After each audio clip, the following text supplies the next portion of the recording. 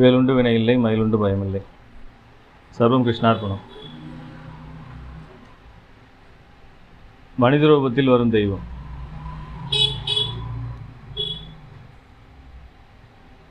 அதாவது நம்ம கும்பிட்ற சாமி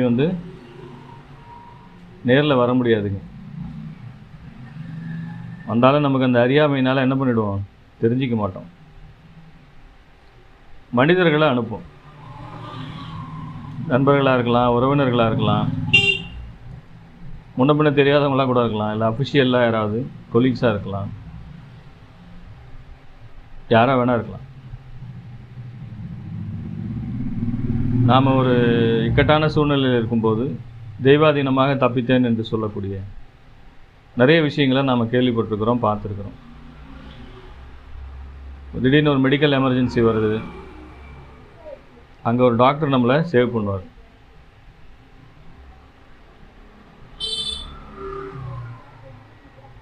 அப்படி தான் ஒரு அஸ்வினி நட்சத்திரக்காரர் வந்திருக்காரு. அவர் தன்னுடைய அனுபவத்தை சொல்லும்போது அதில் நடராஜன் கிளினிக்னு ஒரு கிளினிக் தான் சார், அவர் தான் என்னை காப்பாற்றினார்னு சொல்லி சொன்னார். ஸோ அஸ்வினி நட்சத்திரக்காரர்களுக்கு எந்தெந்த பெயர்கள் சாதகமாக இருக்கும் என்று தெரிஞ்சுக்கிட்டோம் அப்படின்னா கண்டிப்பாக அதில் ஒரு கேரக்டர் தான் என்னவா வருங்க, நம்மளை காப்பாற்றக்கூடியதாக, ரெஸ்கியூவராக வருவாங்க. அதனால தான் தெய்வம் மனித ரூபத்தில் வரும்னு சொல்லியிருக்கு. அது வாழ்நாளில் நம்ம மறக்கவே முடியாது. ஒரு இக்கட்டான சூழ்நிலையில் யாராவது என்ன பண்ணுவாங்க, நம்மளை பொருளாதார ரீதியாக காப்பாற்றி விடுவாங்க. சரி, நண்பர் ஒருத்தர் சொன்னார், ஹரிங்கிற ஒரு கேரக்டர் தான் என்னை காப்பாற்றி விட்டாருன்னு சொன்னார். அப்போ அந்த ஹரிங்கிற கேரக்டர் என்ன பேர், எந்த பேராக இயங்கும், எந்த நட்சத்திரமாக இயங்குங்கிறத, பெருமாளுடைய பேர் தான் அது. உத்திரட்டாதி நட்சத்திரம். அவருக்கு அது ரொம்ப சாதகமாக இருக்குங்க. அவருடைய நட்சத்திரத்துக்கு அவர் பூரட்டாதியில் பிறந்திருக்கார், 2ஆம் தரம். பூரட்டாதியில் பிறந்த குபேரனுக்கும் உத்திரட்டாதியில் பிறந்த பெருமாளுக்கும் ஒரு கனெக்ஷன் உண்டு. அது எல்லாருக்குமே தெரியும். நீங்கள் திருப்பதி போயிட்டு வாங்க. திருப்பதியில் அங்கே திருப்பதியுடைய தலைவரலாறு படிச்சிங்கனாவே எல்லாருக்கும் மிக தெளிவாக இந்த விஷயம் புரிய வரும். ஏன்னா பூரட்டாதி குபேரனுடைய நட்சத்திரம். இந்த காலத்தில் பேங்கர்னு சொல்லலாம். அடகு கடை செட்டியார் பேங்கர்னு சொல்கிறோமா இல்லையா? நகை அடகு கடை, இந்த மாதிரி கொடுக்கல் வாங்கல் விஷயங்கள், பேங்கிங், பாதுகாப்பு பெட்டகம், கஜானா, கருவூலம் சொல்கிறோமா இல்லையா, ட்ரெஷரி, இதெல்லாம் பூரட்டாதியோட தொடர்புடையது. அப்போ அதெல்லாம் தெரியும் போது நாம் என்ன பண்ணலாங்க, ஒரு சில மிராக்கெல்லாம் ஒர்க் அவுட் பண்ணி கொடுக்கலாம். ஜாதகருடைய ஜென்ம நட்சத்திரத்துக்கு எதெல்லாம் ஒர்க் அவுட் ஆகும்னு சொல்லி நாம் என்ன பண்ணி கொடுக்கலாங்க, ரொம்ப அற்புதமாக ஒரு கனெக்ஷன் போட்டு நம்ம இந்த மாதிரி இருக்கும் சார், இந்த மாதிரி பண்ணுங்கள் நல்லா இருக்கும்னு சொன்னால் கரெக்டாக இருக்கும். ஈஸ்வரனுடைய இதிலே பார்த்தீங்கன்னா 6ஆம் தர தெய்வானுகூல சிறப்புன்னு சொல்லி சொல்கிறதுங்க. திருவாதிரையில் ஈஸ்வரன் பிறந்தார். திருவாதிரை ஈஸ்வரனுடைய ஜென்ம நட்சத்திரம். திருவாதிரையிலேருந்து 6 தாரை எண்ணிட்டு வந்தீங்கன்னா பூர நட்சத்திரம் வரும். இந்த பூரங்கிறது பார்வதியுடைய நட்சத்திரம். அப்போ தந்தைக்கு திருவாதிரை, தாய்க்கு பூரம். பூரத்துலேருந்து 6ஆம் தாரை விசாகம், முருகன். இந்த கோயின்சிடன்ஸ்லாம் பார்க்கும்போது அப்படியே பிரமிச்சு போயிடுவாங்க. எப்படி அந்த காலத்தில் அதெல்லாம் செட் பண்ணாங்க, என்ன மிராக்கல்னு தெரியாதுங்க. பூரத்துக்கு 6 விசாகம் முருகன், விசாகத்துக்கு 6 உத்திராடம் விநாயகர். எப்படி போகுது பார்த்தீங்களா? அதனால் நம்ம இதிகாச புராணங்களை எடுத்து படித்தாலே ஏகப்பட்ட ஜோதிட விஷயங்கள் உள்ளே ஒளிந்து கொண்டு இருக்கிறது. இந்த விஷயம்லாம் தெரிஞ்சுக்கணுங்க. நாம் இந்து தர்மத்தில், இந்து சாஸ்திரத்தில் நம்ம ஜோதிடம்னு சொல்கிறோம். இதிகாச புராணங்கள் இல்லாமல் ஜோதிடம் இல்லை. நிறைய பேர் ரொம்ப அறிவுஜீவி மாதிரி ஜோதிடம் வானியல் கணிதம், அது வந்து கிரகங்களுடைய மூமெண்ட்டு சொல்லி நிறைய பேர் நம்மகிட்ட ஆர்கியூ பண்ணிருக்காங்க. நம்ம அதெல்லாம் தூக்கி தூரம் எறிஞ்சிருவோம். வயசுறதான் இந்து மதம் இல்லாமல் ஜோதிடம் இல்லை. வெஸ்டர்னர் சொல்கிற ஜோதிடத்துக்கும் நமக்கும் நிறைய வித்தியாசம் உண்டு. இதிகாச புராணங்களிலே சொல்லப்படாத, நமது இந்து தர்ம சாஸ்திரத்திலே சொல்லப்படாத விஷயமாக இந்த உலகத்தில் இருந்துற போது வெள்ளைக்காரனுக்கு என்னங்க பெரிய இது, 2000 வருஷம் கூட இல்லை. அவனுடைய புராணம் அவ்வளோதான். அதுக்கு முன்னாடி என்னன்னு கேட்டால் தெரியாதும்பா. ஆனால் நம்ம இந்து தர்மங்கன்னா இந்து சாஸ்திரங்கள்ங்கிறது என்ன, நம்ம இந்த வருஷத்தை யுகங்களாக பிரித்து 4 யுகம்னு சொல்கிறது என்ன, ஒவ்வொரு யுகத்துக்கும் நாம் எத்தனை லட்சம் ஆண்டுகள்னு சொல்கிறது என்ன, ஒவ்வொரு யுகத்துக்கும் தோன்றின உத்தம புருஷர்கள், தெய்வீக புருஷர்கள் தோன்றி ஒவ்வொரு யுகத்தையும் என்ன பண்ணுறாங்க,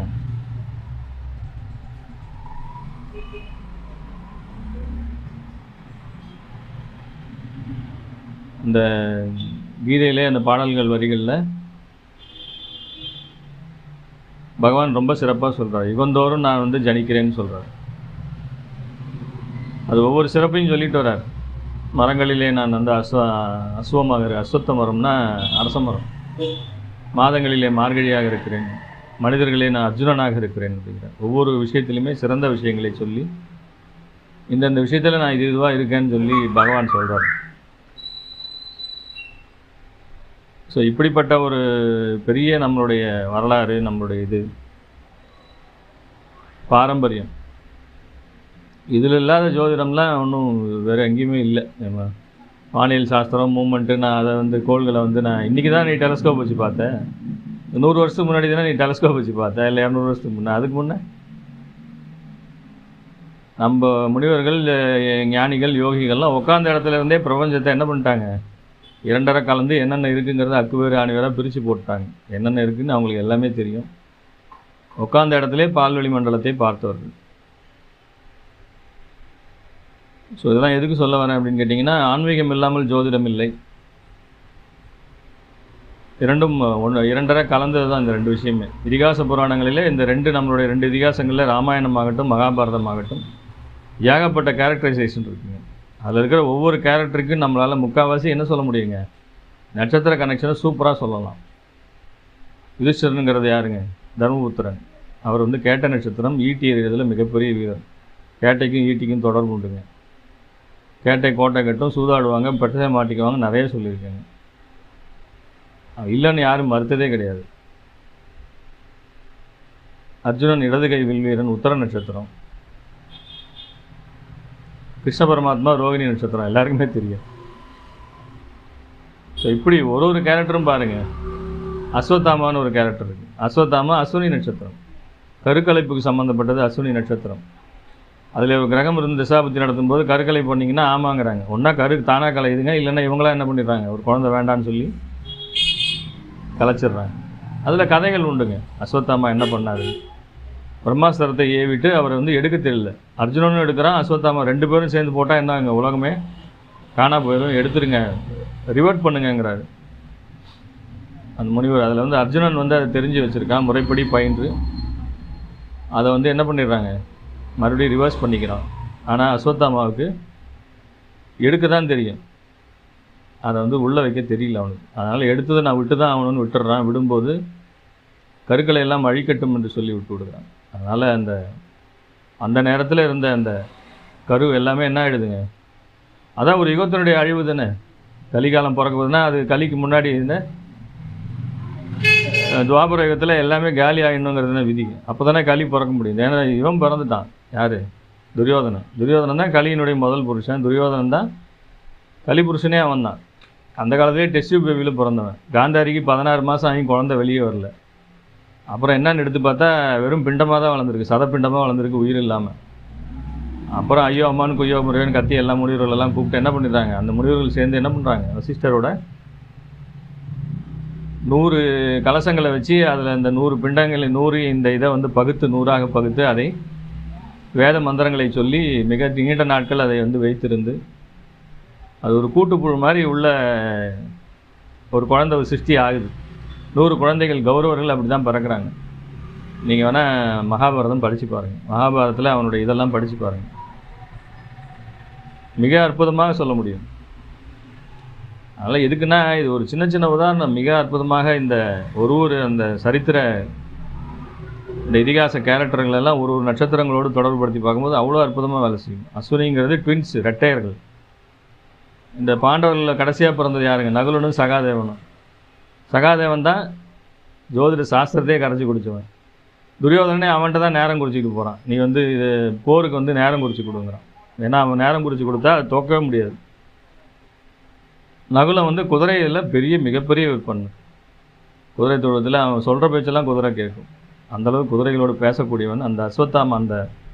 இந்த அஸ்வத்தாமாங்கிறதும் இந்த நகுல சகாதேவங்கிற இரட்டையர்களும் அஸ்வினி நட்சத்திரத்தோடு தொடர்புடையவர்கள்.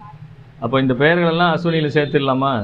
அப்போ இந்த மாதிரி நம்ம பெயரியல் சோசியல் ஜாதகம் அந்த அதிர்ஷ்ட விஞ்ஞானம்னு சொல்லும்போது சும்மா நம்ம லாஜிக் இல்லாமலாம் பேசுகிறதே கிடையாது.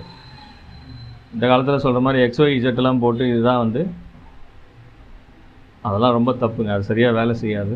ஆனால் நாம் சொல்கிற மாதிரி நட்சத்திர சூட்சமங்களை தெரிந்து கொண்டு அதோடு தொடர்புடைய தெய்வங்கள் தேவதைகளை சொல்லும்போது மிகச்சிறப்பாக அந்த நட்சத்திரங்கள் அப்படியே முன்னாடி நிற்குங்க. கரெக்டாக அதோட கேரக்டரைசேஷன் ஒர்க் அவுட் ஆகும். பீஷ்மர் அவிட்டம், தவிட்டு பானையும் தங்கமாகும். பீஷ்மர் யாரெல்லாம் தோக்கடிச்சு முடிஞ்சுதா? நீங்கள் அவிட்டத்தில் ஒரு காரியத்தை ஆரம்பிங்க. அவிட்ட நட்சத்திரக்காரர்களை வைத்து ஏதாவது ஒரு நிறுவனத்தை நீங்கள் ஓப்பன் பண்ணிட்டீங்கன்னா அது காலத்துக்கும் அழியாதுங்க. இது சேலஞ்ச், ஓப்பன் சேலஞ்ச். பல பேருக்கு நான் சொல்லியிருக்கேன். ரொம்ப அற்புதமாக வேலை செய்யும். அதனால் இதில் ஏகப்பட்ட நட்சத்திர சூட்சமங்கள் அடங்கியிருக்கிறது, ஏகப்பட்ட விஞ்ஞானம் இதில் அடங்கியிருக்கிறது. அதனால் இந்த மாதிரி ஒரு கேரக்டர் நம்ம லைஃப்பில் வரும்போது நமக்கு அது சாதகமாக இருக்கும்போது என்ன ஆகிடுதுங்க? தெய்வம் மனித ரூபத்திலே நம்மை